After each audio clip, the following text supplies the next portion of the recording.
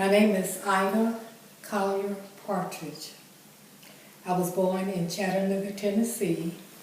I lived on East Main Street, was the only African-American family who lived on this street. My parents were Julia Caldwell Collier and Oliver Collier. My father passed 2 months and 2 days before I was born.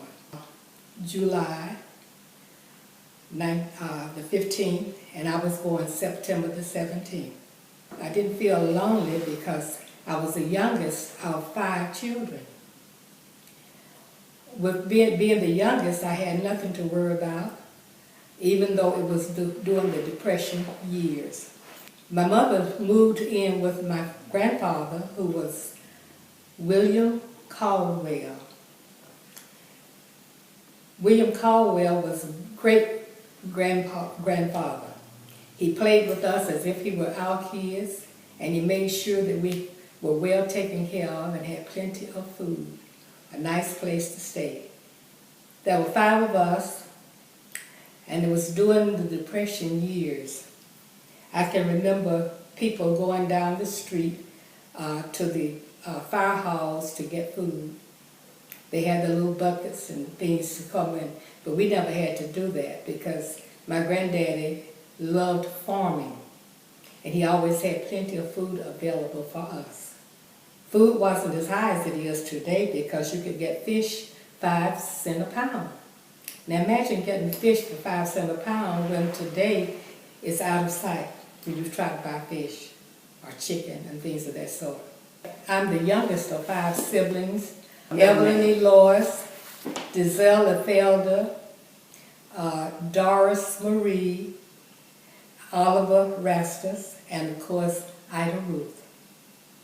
We went to school at West Main Street School, and we didn't have buses to ride to school. We walked, and that was at least 2 miles to school. I studied very hard.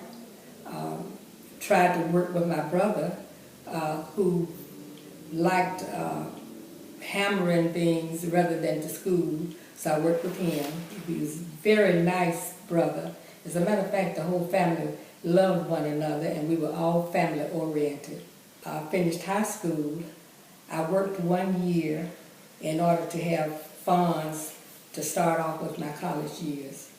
I worked at a drugstore, Bullen's drugstore, and of course, my main job was to dip up ice cream, sell it, or we could make milkshakes and things of that sort.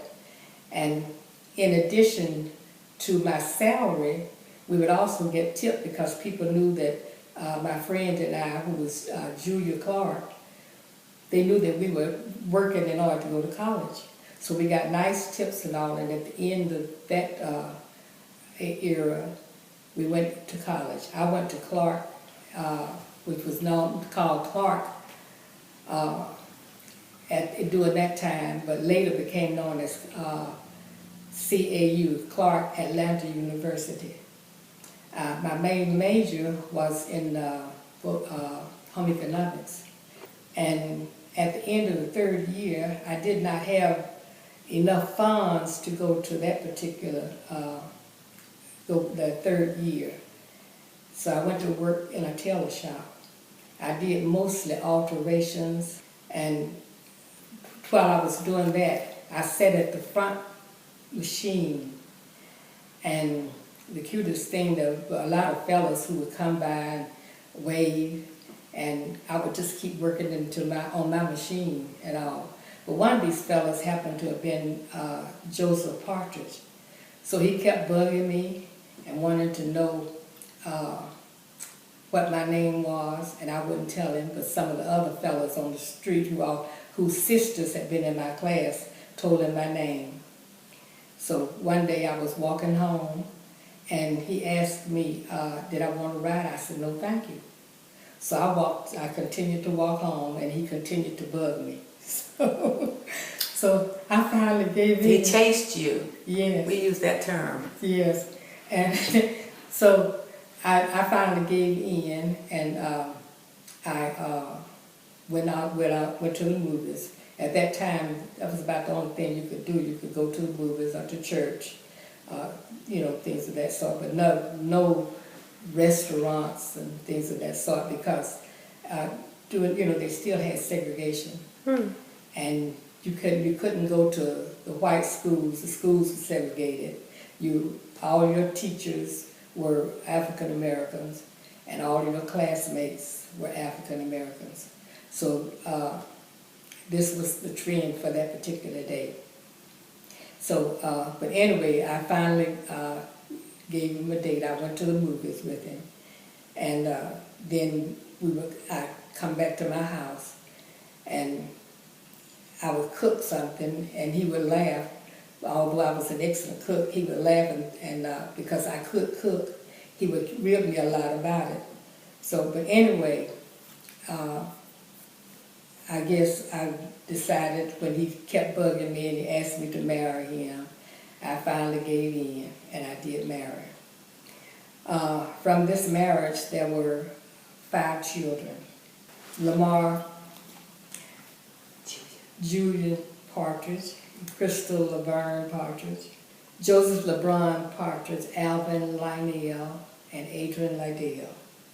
Those were my 5 children. After I had these kids, I decided that I didn't want to really spend the rest of my life, and as my friends used to call, bumping babies. But it was actually just rearing kids. I really did enjoy rearing my kids, but as soon as they got up old enough, to be left alone, I packed my bags and went back to college. I went to Tennessee State University. It's called A&I State at that particular time. Their dad would bring them up doing some of the times, and I would keep them. And Crystal and Lamar would come and stay on the campus with me during the summer. And we always had a delightful time. Now, after I finished, I was hired and worked at the school on the same street that I lived on, 3 blocks down. And I stayed there for a period of time and enjoyed it. And the name of the school? And the school was Orchard Knob Elementary School. Who took care of your babies? And my mother took care of my babies. But I decided that I needed to continue working on my degree. Then I went to Tennessee State. Anyway, I did get my master's degree. And from there, I went to Mary Ann Garber Elementary School. I taught there for 4 years. And a position became available at Mountain Creek Elementary. I was one of the few African Americans who was teaching in this school. And it was a joy working at Mountain Creek Elementary because of the different cultures that I had to contend with. And I can't really go very far without running into some of them. And they remind me who they are and where they went to school and all. And that is also a joy to know that they tell me what I taught. Yes, I was in your class and we did this. But now that I'm retired, I still work with young people on another level with my sorority. I've been a member of Alpha Kappa Alpha sorority for about 62 years. I've served as a president, vice president. I'll just put it in those terms so that you will understand. This is my only daughter, Crystal, and this is my baby son, Adrian. And they may have something that they might like to contribute. Well, you've been an excellent role model. She's been an excellent mom because she always worked hard and she always would budget. She could take a couple of dollars and she would stretch them, and we never felt like we ever needed anything. We always got quite a few, everything we wanted. Of because we didn't ask for a whole lot. We got a lot. We felt we were loved. We got good spiritual food. We were able to always have things we needed, and she encouraged us to get education, to go to school. As a matter of fact, it was not even debated. It was non-debatable. We knew we were going to go to college. We knew we had to get a good education. We knew we had to stay in school. We could not waste her time and her energy. So we always knew that we would have to be educated, that we're not aged in. We did. She always taught us that we should treat people the way we want to be treated, and be kind to people. And if people didn't treat you right, then you try to put it in the hands of the Lord and let them take care of it. I would like to talk to younger people to advise them, never give up. I want them to be the best of whatever they can do. Go to college if you can, go to trade school if you can, in other words, just have a continuous learning, because even at my age, I still try to learn things. Always try to work to better yourself, regardless of how far you go.